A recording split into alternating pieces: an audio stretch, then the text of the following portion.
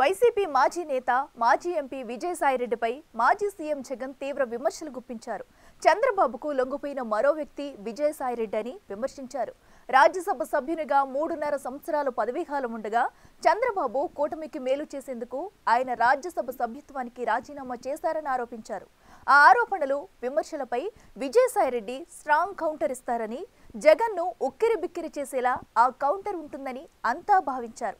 అయితే జగన్ విమర్శలను విజయసాయిరెడ్డి పట్టించుకోవడం లేదట. ఆ క్రమంలో ఆంధ్రప్రదేశ్ రాజకీయాలలో ఇప్పుడు ఫేస్బుక్ పోస్ట్ చర్చలో నలుగుతుంది.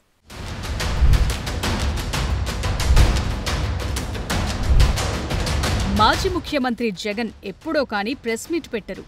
ఎప్పుడు మాట్లాడినా ప్రీ రికార్డెడ్ వీడియోలే రిలీజ్ అవుతుంటాయి. అటువంటి ఆయన ఇటీవల మీడియా ముందుకొచ్చి అమరావతి రాజధానిపై మరోసారి తన వ్యతిరేకత చాటుకున్నారు. అమరావతి రాజధాని పునర్నిర్మాణ పనులను ప్రధాని మోదీ ప్రారంభించడం, 3 ఏళ్లలో అమరావతి రాజధాని పూర్తి చేస్తామని ముఖ్యమంత్రి చంద్రబాబు ప్రకటించిన తరువాత కూడా వైసీపీ నేతల తీరు చూస్తే వారి విధానం మారలేదని స్పష్టమవుతోంది. అప్పులు తెచ్చి అమరావతి కోసం పెడితే మిగిలిన ప్రాంతాల సంగతేంటని వైసీపీ నేతలు ప్రశ్నిస్తున్నారు. జగన్ అమరావతి నిర్మాణ వ్యయం పెంచేసి టీడీపీ అక్రమాలకు పాల్పడుతోందని ఘాటైన ఆరోపణలు చేశారు. అమరావతిలో కూడా 2018లో టెండర్లు పిలిచినారు. ఆ టెండర్లో ఖరారైన టెండర్ల విలువ 41,170 కోట్లు. ఇందులో 5,587 కోట్లు చంద్రబాబు నాయుడు గారు గతంలోనే పూర్తి చేసిన పనులు. ఇది ఇక మిగిలిపోయిన పనులు ఎంత అంటే 35,583 కోట్లు. ఈ టెండర్లను రద్దు చేసి ఆ మిగిలిపోయిన వర్కులను, అంచనాలను విపరీతంగా పెంచేసి విపరీతంగా దోపిడీ చేస్తా ఉన్నారు. ఈ దోపిడీ కోసం మన హయాంలో రాష్ట్రంలో అప్పటికే అమల్లో ఉన్న జ్యుడిషియల్ ప్రివ్యూని తీసేసినారు, రద్దు చేసినారు. దీనికి అడ్డు రాకూడదు అని. ఆల్రెడీ గతంలో టీడీపీ ప్రభుత్వం మొదలుపెట్టిన పనులు పూర్తి చేయటానికని నిర్మాణ వ్యయం పెంచేస్తూ ఎడాపెడా అప్పులు చేస్తున్నారని విమర్శిస్తున్నారు. రాజధానిని ప్రస్తుతం నిర్మిస్తోన్న ప్రాంతంలో కాకుండా నాగార్జున యూనివర్సిటీ దగ్గర, లేకపోతే బెజవాడ, గుంటూరుల మధ్య 500 ఎకరాల్లో నిర్మించాలని సూచనలు కూడా చేస్తున్నారు. అయితే ఆయన నోటి వెంట 3 రాజధానుల ప్రపోజల్ మాత్రం రావటం లేదు. ఇదే జగన్ గతంలో ప్రతిపక్ష నేతగా ఉన్నప్పుడు రాజధాని నగర నిర్మాణానికి 30,000 ఎకరాలు అవసరం అవుతుందని శాసనసభలో చెప్పారు. ఇప్పుడు 500 ఎకరాలు సరిపోతుందంటున్నారు.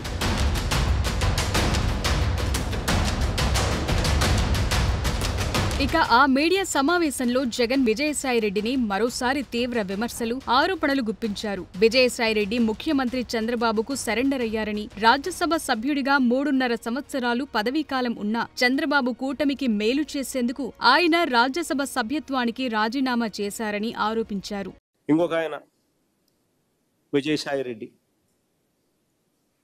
చంద్రబాబుకు లొంగిపోయిన మరో వ్యక్తి. రాజ్యసభ సభ్యుడిగా 3.5 సంవత్సరం తనకు టర్మ్ ఉండగా చంద్రబాబు నాయుడు గారు కూటమికి మేలు చేసేందుకు ఆయన రాజ్యసభ సభ్యత్వానికి ఆయన రాజీనామా చేశాడు.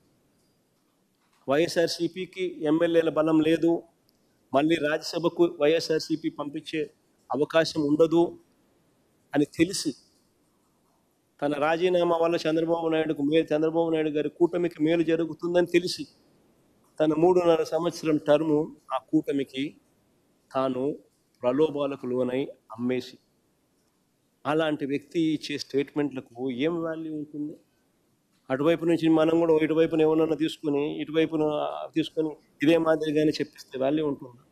ఆ ఆరోపణలు, విమర్శలపై విజయసాయిరెడ్డి స్ట్రాంగ్ కౌంటర్ ఇస్తారని, జగన్ను ఉక్కిరిబిక్కిరి చేసేలా ఆ కౌంటర్ ఉంటుందని అంతా భావించారు. అయితే జగన్ విమర్శలపై విజయసాయి అసలు రియాక్ట్ కాలేదు. సోషల్ మీడియాలో కూడా ఎలాంటి కామెంట్ పెట్టలేదు. సాయిరెడ్డి రాజకీయాలకు గుడ్ బై చెప్పి వ్యవసాయమే తన వ్యాపకమంటూ ప్రకటించారు. ఆయన రాజకీయ విరమణ ప్రకటించిన జగన్ హయాంలో జరిగిన అక్రమాలు, కుంభకోణాలకు సంబంధించిన కేసులు ఆయన్ను విడిచిపెట్టడం లేదు. వాటి విచారణ నిమిత్తం దర్యాప్తు సంస్థల ముందు హాజరైన సందర్భంలో విజయసాయిరెడ్డి కొన్ని సంచలన వ్యాఖ్యలు చేశారు.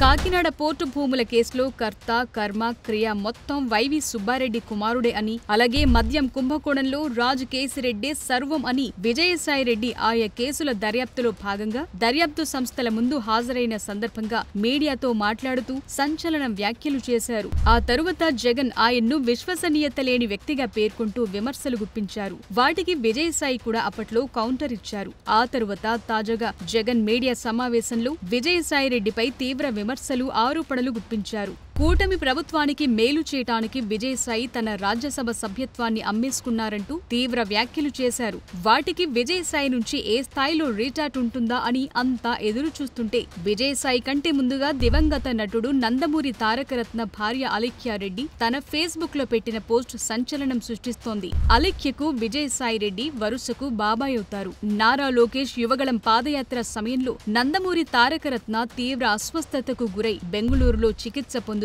ప్రాణాలు కోల్పోయిన సమయంలో నందమూరి, నారా కుటుంబాలు, విజయసాయిరెడ్డి కుటుంబం అలేఖ్యకు అండగా నిలిచాయి. విజయసాయిని జగన్ దూరం పెట్టడానికి అది కూడా ఒక కారణమన్న అభిప్రాయం ఉంది. ఇప్పుడు జగన్ ఆయనపై ఆరోపణలు గుప్పించిన గంటల వ్యవధిలోనే అలేఖ్య తన ఫేస్బుక్ లో పెట్టిన పోస్టు సంచలనంగా మారింది. ఆ పోస్టులు ఆమె పరోక్షంగా టార్గెట్ చేశారు. నమ్మకం, విధేయత, నీతి మీరు చెప్పినవి మాత్రమే కాదు, అవి ఇప్పటికీ కొనసాగుతున్నాయి. చాలా మంది ఊహాగానాలు ప్రచారం చేస్తున్నా మీరు కూడా వాటి గురించి మాట్లాడటం చూస్తుంటే ఏమవుతుందో అని నేను తరచుగా ఆలోచిస్తుంటానని అలేఖ్య పోస్టు చేశారు. జగన్ పదే పదే సాయిరెడ్డిని టార్గెట్ చేస్తున్న తరుణంలో అలేఖ్య విజయసాయికి మద్దతుగా పెట్టిన పోస్ట్ ఇప్పుడు తెగ వైరల్ అవుతోంది.